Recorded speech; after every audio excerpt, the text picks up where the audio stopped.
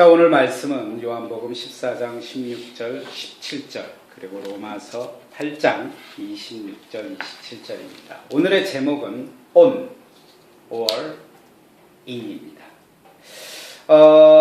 한국 교회는 세계 역사상 사람들을 두 번 놀라게 했습니다. 한 번은요, 세계에서 가장 단 기일 만에 고속 성장을 하였고요. 그래서 기독교 역사상 출석 교인 수 50만 명이 넘는 큰 대형 교회가 한국 교회에 있습니다. 그리고 화려한 교회들이 정말 급성장해 갖고 교회들이 많은 성장한 것을 세계적으로 보여줬습니다. 그러나 또한 한편으로는요, 또 세계적으로 또 놀라게 한 게 있다면 단 기일 만에 그토록 많은 성도들이 교회를 떠났다는 점입니다. 불과 한 세대도 안 되는 동안에 수백만 명의 성도들이 떠났다는 것입니다. 그래서 기독교 전문가, 종교 전문가들은 루터 종교 개혁 이후에 한국 기독교가 가장 성공한 교회면서 반면에 가장 부패한 교회다 이렇게 얘기를 했습니다. 그래서 한국 기독교의 문제점은 우리가 살펴보면 기복주의, 성장주의, 물질주의, 성직주의 다양한 분석을 나타납니다. 그러나 저는 그 문제도 중요하지만 제일 중요한 문제는 성도들의 신앙 상태가 가장 중요하다고 생각합니다. 우리 신앙의 성도들의 상태가 정말 확신 없는 신앙 상태에서 하나님과 커뮤니케이션이 문제라고 생각됩니다. 그래서 우리가 보통 우리는 하나님의 기도할 때 열심히 기도원을 간다든지 기도원에서 열심히 기도하고 열심히 나름대로 하지만은 기도하고 내려놓으면 내가 정말 하나님께 무엇을 얘기했는지 자신감이 없을 때가 많습니다. 그리고 시간이 점점 지남에 따라 정말 내가 하나님과 기도하고 있는 사람인가? 또 매일 새벽 기도를 나가지만은 매일 새벽 기도를 통해서 당시 기도할 때는 하나님과 은혜스럽지만 또 시간이 지나면 지날수록 우리는 내 기도가 과연 하나님이 내 기도를 과연 들어주고 있는가? 과연 하나님께서는 내가 매일 하나님께 울부짖고 얘기해도 과연 이 순간 하나님께서 나의 이야기를 듣고 있는가? 이렇게 생각됩니다. 그래서 하나님과 나의 관계 생각하면 하나님은 좀 저 멀리에 하늘에 계신 분이 아닌가 이렇게 우리가 생각합니다. 시간적 개념에서도 보고 또 거리적 개념에서도 보면은 하나님은 내가 죽으면 만날 수 있는 하나님이겠지 해서 우리 신앙이 확신도 없고 신앙생활에 어떻게 보면 자신감 없을 때도 많습니다. 그리고 어떨 때는 하나님께서는 저 멀리 계셔서 나를 홀로 방치해 두지 않나 이랍니다. 그래서 어떨 때 자신감도 없고 또 기도도 소홀히 하다고 소홀히 하게 되고 또 신앙생활을 오래 하다 보면은 하나님에 대해서 자신 있게 이야기를 못하게 됩니다. 그럼 왜 그럴까요? 맨 처음에 과연 하나님은 살아계실까 하고 우리는 의문점을 던집니다. 그리고 시간이 지남에 따라 그 의문점이 나중에 살아계심에 대해서 자신 없게 얘기를 못하고 확신력이 떨어진다는 거예요. 과연 여러분, 하나님께서는 지금 저 위에서 여러분을 지켜보고 계신가? 그냥 가만히 지켜보고 있는가? 우리는 근데 중요한 것은 우리는 여기서 중요한 것을 한 가지 놓쳤다는 거예요. 하나님께서 과연 저 위에서 가만히 지켜보시냐 이거죠.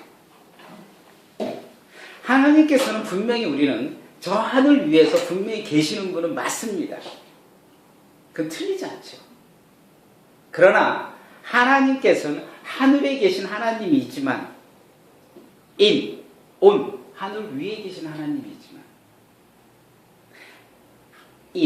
우리 안에 계신 하나님은 잊고 있다는 거예요. 그래서 우리 신앙이 점점 갈피를 못 잡고 있는 거예요. 우리 안에 계신 하나님을 우리가 잊고 산다는 것입니다. 구약시대에는 분명히 구약시대에는 위에 계신 하나님을 만난 시대였습니다. 그러나 신약시대에 이르러서 우리 안에 계신 하나님이 계시는 거예요. 그런데 우리는 늘 하나님을 어떻게 생각하냐면 저 위에 계신 하나님 이렇게 생각하고 우리 안에 계신 하나님을 잊고 산다는 거예요. 그러면서 우리는 매일매일 저 위에 계신 하나님을 위해서 매일 찾고, 그리고 위에 계신 하나님이기 때문에 내가 지금 당장 죄를 져도 하나님 슬쩍 봐주시겠지 이렇게 생각한다는 거예요. 그러다 보니까 우리 종교가, 기독교 종교가 점점 자신 있는 종교, 꿈꾸는 종교가 되지 않고 정말 사회 모범이 되고 빛이 되는 종교가 안 되고 점점 종교가 몰락하고 있는 것입니다. 그것은 우리 신앙이 확신 없는 신앙을 갖고 있기 때문에 그런 현상이 나타나는 겁니다. 그래서 우리는 여기서 인 하나님, 우리 안에 계신 하나님이 과연 무엇을 하고 있느냐입니다. 우리 안에 계신 하나님. 그분이 누구냐 이거죠.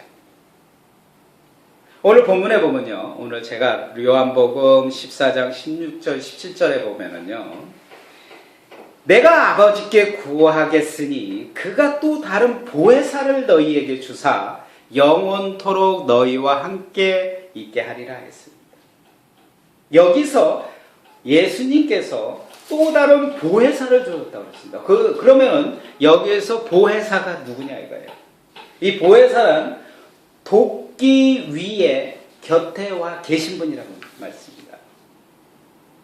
그래서 예수님께서는 보혜사 성령님을 가리켜 또 다른 보혜사 이렇게 했는데, 이 말은 헬라어로 알로스 파라클레토스, 그러니까 성령님은 예수님과 똑같은 하나님입니다.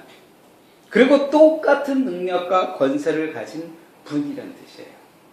그래서 우리 안에 계신 하나님은 즉 뭐라 그러면 보혜사, 즉 성령님을 가리키는 거예요. 그 성령이 우리 안에서 활동하시는 하나님이라는 것입니다. 그런데요, 점점점 시대와 문화가 발전함에 따라 기독교가 부흥했다에 따라 언제부턴가 우리 주변에서 이렇게 바뀌었습니다. 성령을 계속 거부하는 거예요. 저희 어렸을 때는요, 부흥회 때 기도원 가면 정말 성령님을 찾고 성령이 오셨네 정말 찬양을 했는데, 어느부터인가요? 교회 안에서 성령이 왜곡주의, 은사주의로 바뀐 거예요. 그리고 오순절 계통에 정말 무섭고 사나운 것으로 왜곡되었고 성령을 거부하게 됐습니다. 그리고 보수적인 이 길드 크리스찬들은요, 성령 언급에 대해서 전혀 소극적으로 바뀌었어요. 우리 안에 계신 성령님, 우리 안에 계신 하나님을 점점 우리가 은사주의로 왜곡의 병원에서 우리가 바뀌었습니다. 그래서 한참 또 지금도 한국 기독교인들이 지식 위주의, 말씀 위주의 신앙으로 점점 변해가고 있는 거예요. 그래서 나와 함께 하나님, 나와 함께 가신 성령님을 잊어버리고 어떻게 보냐면 하늘에 계신 하나님만 계속 찾고 있는 거예요. 이성적 신앙인으로 바뀌고 있다는 것입니다. 성령님은요, 실제로 성령님께서 우리 안에서 하시는 일은 우리를 담대한 크리스찬으로 바뀌어주고 우리의 신앙을 성숙해주는 분입니다. 그래서 17절에 보면요, 그는 진리의 영이라 세상은 능히 그를 받지 못하나니 이는 그를 보지도 못하고 알지도 못함이라. 세상 사람은 성령을 알지 못하더라 했습니다. 여기서 보면은요, 우리는 너희는 그를 아나니 그는 너희와 함께 계시며 또 너희 속에서 계시겠습니다 했습니다. 우리는 성령을 바로 알아야 돼요. 근데 세상 사람들은 성령을 알지 못합니다. 그런데 크리스천만은 우리 안에 계신 하나님, 우리 안에 계신 운영하시는 성령님을 바라야 된다는 거예요. 너희와 함께 계시고 너희 속에 계심이라 분명히 말씀하셨어요. 그래서 우리는 우리 안에 계신 하나님, 인의 하나님, 우리 안에 계신 성령님을 과연 우리 안에서 무엇을 하고 계시냐, 그것을 알아야 우리가 신앙을 점점 발전할 수 있고 성장할 수 있다는 거예요. 그래서 첫째로 그 성령님, 그 하나님은, 우리 안에 계신 하나님은 우리를 진리로 깨닫게 하시는 겁니다. 요한복음 오늘 16장 7절에 보면요. 제가 말씀을 두 구절을 했죠. 16절에 보면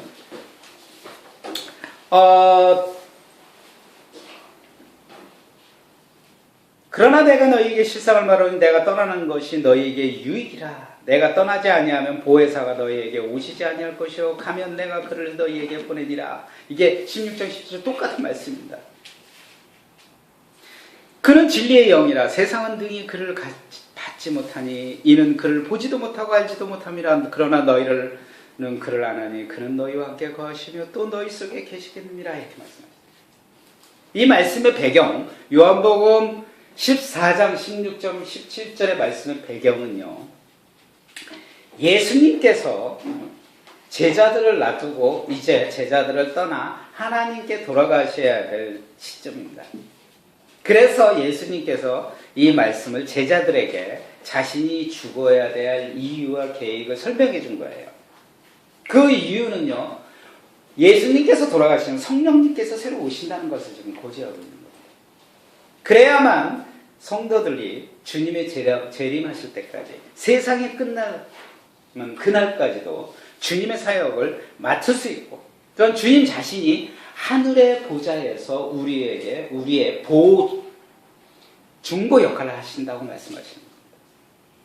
그래서 성령께서는요, 지금 우리 안에 계신 하나님께서는 세상에 있는 우리를 통일해 주시고 세상에 있는 우리를 통해서 일을 하고 계신다는 거예요. 그러니까 하늘에서 역사하시는 하나님, 그 하나님께서 이 땅에서 우리와 함께 일을 하고 있다는 거예요. 그렇게 해서 성령을 보내주셨고, 그 결과 우리의 몸은 뭐가 돼요? 성령의 전이 된다는 것입니다. 그래서 고린도전서 6장 19절에 보면은 너희 몸은 너희가 하나님께로부터 받은 바 너희 가운데 계신 성령의 전인 줄 알지 못하느냐, 이렇게 말씀하셨어요. 너희는 너희 것이 아니라, 이렇게 말씀하셨어요. 즉 우리의 몸은 우리의 것이 아니라 성령님께서 거하는 전. 그래서 우리 안에는 성령님께서 계신다는 거예요. 그럼 그 성령님께서 뭘 하냐? 우리를 진리 가운데 인도하신다고. 진리가 뭡니까? 예수 그리스도이시며 예수님의 성령의 말씀이십니다. 그래서 내가 곧 길이요 내가 진리요 생명이요, 이렇게 말씀합니다. 그러니까 예수님이 우리 안에 계시는 거고, 예수님께서, 성령님은 우리를 예수님께로 인도해 주시는 분이라는 거예요. 그래서 우리는 그 진리를 깨닫게 해주는 분이 성령, 우리 안에 계신 하나님, 우리 안에 계신 성령님이 우리를 진리를 깨닫게 해야 되는 거예요. 그래 디모데후서 3장 16절 10절에 보면 모든 성경은 하나님의 감동으로 된 것으로 뭐라고 그랬냐면 교훈과 책망과 바르게 함과 의로 교육하기에 유익하니 이는 사람으로 온전케 하며 모든 선한 일을 행하게 온전케 함이라, 이렇게 말씀하셨어요. 그래서 이 문제는, 우리가 오늘날 크리스찬들의 오늘날 문제는요, 진리와 지식이 차이가 있다는 거예요. 그래서 지식적으로 믿는 크리스찬들이 또 너무 많다는 거예요. 제가요, 신학대원 다닐 때 조직신학 교수님 뛰어난 분이 계셔서, 그분은 제가 보기엔 거의 서울대학교를 졸업하고 외국에 기독교대학에서 플린스턴 대학 또 그분이 졸업하고 조직신학 박사학위하고 오셨습니다. 정말 제가 봐서 천재적입니다. 그분은 정말 이 학문적으로, 정말 지식적으로, 지적 능력이 뛰어나신 분이었어요. 그러나 우리 신학생들 중에서도 저 교수는 주일날 교회 갈까, 이렇게 의문점이 있어요. 우리는 그 교수가 정말 이 지적 능력, 학문적 능력으로 뛰어남을 알고 있었어요. 그러나 그분이 과연 성령님과 함께 진리를 제대로 알고 있냐, 그것이 우리 눈에 점점점 띄어오게 됐어요. 아무리요 신학적 학위가 10개, 100개 있어도 뭐합니까? 아무리 사람이 지식이 높고 학문이 높더라도 성령의 도움 없이, 우리 안에 하나님의 도움 없이 우리가 성경 말씀을 본다면 그건 지식입니다. 진리라는 것은요, 우리가 말씀을 볼 때 내 안에 계신 활동하신 하나님이 나를 죄에 대해서 말씀에 대해서 들을 수 있도록 하는 게 바로 진리인 거예요. 그래서 우리가 내 안에 계신 활동하신 하나님을 만약에 알지 못하면 우리는 진리와 지식을 구분할 줄 모른다는 거예요. 우리 안에 의에 대해서 아무리 우리가 지식으로 받아들여도 우리 안에 활동하시는 하나님께서 우리의 의에 대해서 그걸 말씀을 들을 수 없다면 우리는 정말 올바른 크리스찬이 될 수 없다는 것입니다. 그래서 내 안에 어떤 진리를 가르쳐 주시는 분, 그분이 곧 하나님이시는 거예요. 그분을 알아야 된다는 거예요. 그래서 성령은 우리를 진리 가운데 인도하신다는 말씀입니다. 두 번째로요, 우리 안에 계신 하나님, 우리 안에 계신 성령님께서는 우리의 기도할 바를 알려주시고 우리의 기도할 바를 도와주신다는 거예요. 우리 모두 한 번은 경험했었을 것입니다. 기도하다 보면은요, 기도 중에 갑자기 이런 생각이 듭니다. 집에 가스밸브 잠갔나? 갑자기 그 생각이 퍼뜩 듭니다. 또 기도하다 보면은 부모님들은 이거 학교에서 돌아왔나? 또 기도하다 보면 새벽 기도하다 보면은 빨리 가서 오늘 반찬 무슨 반찬 해줄까? 이렇게 갑자기. 그리고 또 기도하다 보면요, 갑자기 어머니, 아버님이 건강하시고 잘 있으려나, 시골에서 뭐 하려나, 이런 생각들이 퍼뜩퍼뜩 들어 온갖 잡생각이 다 떠오릅니다. 이 기도는요, 마귀가 하나님과 소통하는 것을 가장 싫어해요. 그래서 방해합니다. 온갖 방법이. 저도 한때 이런 기도를 했습니다. 기도를 열심히 했습니다. 정말 나라와 민족을 위해서 기도하고요, 장차 한국의 위정자들을 위해서 기도하고, 그리고 교회를 위해서 기도하고, 주변에 있는 목장을 위해서 기도했고, 그리고 멀리 있는 친척 가족을 위해서 열심히 기도했습니다. 그리고 눈을 딱 떠봤더니 10여 분밖에 안 되더라고. 내 느낌에는 1시간은 된 느낌으로 해서 기도를 했는데, 아니 눈을 딱 뜨고 시계를 딱 봤더니 10분밖에 안 되는 거예요. 10여 분. 참 기도란 게 정말 힘들고 힘듭니다. 그래서 우리가 기도를 하다 보면 이게 어떻게 기도를 해야 되는 건지 정말 모릅니다. 그래서 어떨 때는 기도를 하다 보면은 주여 주여 소리만 지르다 그냥 옵니다. 그래놓고 내가 뭔 주여를 왜 불렀는지 이유도 모를 때가 있어요. 싫어. 그리고 또 마음이 답답할 때는 가서 주여 뭐 얘기하지만은 분명한 정답을 얻을 수가 없는 거예요. 그래서 우리는 하나님을 기도할 때도 정말 뭐가 정답인지, 내가 무엇을 제대로 하고 있는지, 내가 정말 마땅히 기도하고 있는지 그 방향을 알지 못할 때가 있다는 거예요. 많습니다. 그래서 로마서 오늘 또 8장 26절에 보면 이와 같이 성령도 우리의 연약함을 도우시나니 우리는 마땅히 기도할 바를 알지 못하나, 정말 우리 기도할 바 알지 못한 거예요.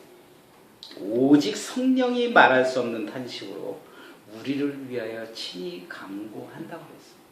우리 기도할 바를 우리가 어떻게 보면 잘 알지 못한다고. 우리가 아무리 기도를 열심히 해도 그 기도가 실은요, 우리를 위한 기도도 될 수 있다는 거예요. 내 자신을 위해. 이 세상에 위한 복을 위해서 기도만 할 수 있다는 거죠. 그래서 우리의 부족하고 우리가 모르는 부분을 오늘 보면 성령님께서, 우리 안에 계신 성령님께서 우리 안에서 도와주신다는 거예요. 기도하는 방법. 이게 보면은요, 오늘 보면 성령이 말할 수 없는 탄식으로 이렇게 얘기해요. 아주 잘 어울립니다. 우리가 아무리 말씀대로 열심히 사고 애를 쓰지만, 우리가 열심히 몸부림치고 우리가 신앙생활을 지키지만 모든 생활 자체가 하나의 가지 연약할 수밖에 없다는 거예요. 그래서 내가 기도할 때 성령께서는 우리를 위해서, 우리 안에 계신 성령님께서는 우리를 말할 수 없는 탄식으로 우리를 위해서 기도해 준다는 거예요. 그래서 사도 바울 7장에 보면요, 신앙생활의 어려움을 표현합니다. 우리 주님은 애통하는 자가 복이 있다고 말씀하셨어요. 성도 살려면 이런 종류의 애통함을 가리키고 있습니다. 신앙생활하면서 애통함이 없을 수가 없죠. 크리스찬들은요, 살아가면서 크리스찬 된다고 늘 평안할 수 있어요? 아니요. 답답한 것도 있을 거고 간절함도 있을 거고 애통함이 있습니다. 그런 우리의 부족한 신앙을 위해서 성령님께서 하시는 게 뭐냐면 우리 안에 계셔서 우리의 자신을 위해서 성령님께서는 소리 없이 탄식으로 우리를 위해서 기도하고 계신다는 거예요. 우리가 그걸 믿어야 됩니다. 특히 우리 안에 계신 하나님, 성령께서 우리 안에 탄식한다는 것은 또 한편으로 우리의 고난, 나의 어려움, 우리의 고통을 함께 하고 있다는 거예요. 우리 안에 계신 하나님께서. 그것을 느낄 때 우리가 뭘 알 수가 있냐면 하나님의 사랑을 느낄 수가 있고요. 우리는 저기 계신 하나님이 아니라 내 삶 속에서 나와 함께 탄식하는 하나님의 그 사랑을 끝없이 정말 감격스럽게 느낄 수 있다는 것입니다. 그래서 우리 찬양에 이런 말씀이 있죠. 당신이 지쳐서 기도할 수 없고 눈물이 빗물처럼 흘려내릴 때 주님은 아시네. 당신의 연약함을 그리고 사랑으로 보살펴주고 누군가 널 위해서 기도해 준답니다. 성령님께서 내 안에 계신 안에 성령님께서 우리를 위해서 기도해 준다. 내가 홀로 외로이 마음이 무거울 때 누군가 널 위해 기도하네. 이 찬양이 그 누군가가 성령님께서 우리 안에 계셔서 기도한다는 것입니다. 두 번째로